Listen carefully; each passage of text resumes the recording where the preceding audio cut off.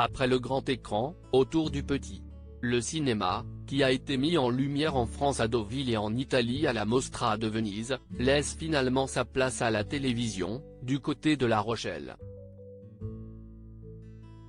Du 13 au 18 septembre 2022, une cinquantaine de films, téléfilms et séries sont effectivement découverts par le public, entre des séances de dédicaces, des rencontres avec les artistes et des séances photos. Le 14 septembre, par exemple, était chargé en termes d'emploi du temps puisque 4 fictions ont été dévoilées, en présence des équipes. Mélanie Doutet, Alexandra Lamy, sa fille Chloé Joinet, devenue rousse depuis quelque temps, et Claudia Tagbo ont présenté Touché. Ilona Bachelier, Vassili Schneider et Julie Gaillet, sublimes dans une robe rouge, ont défendu l'histoire d'Annette Selman.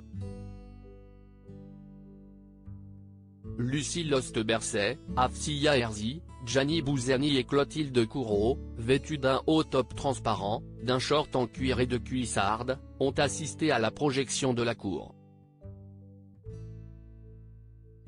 Finalement, Chirine Boutella, Xavier Lacaille, Mela Bedia et Victor Belmondo, le petit-fils de Jean-Paul Belmondo, fils de Paul et Luana Belmondo, ont évoqué la sortie de Miskina, la pauvre.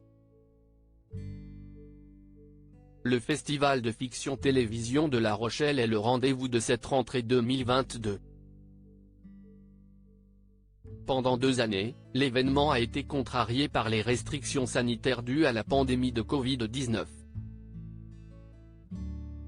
En 2020, il avait dû être délocalisé à Paris pour une édition minimaliste.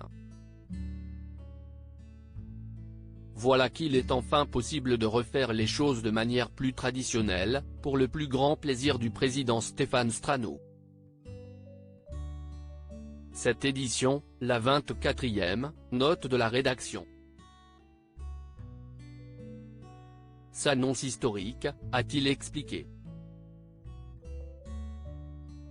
Nous avons retrouvé notre liberté en termes d'accueil des spectateurs et on sent bien que tout le monde a envie de venir. On retrouve quasi le nombre initial des 3000 professionnels accrédités, mais il reste en moyenne 24 à 48 heures de plus qu'avant 2020.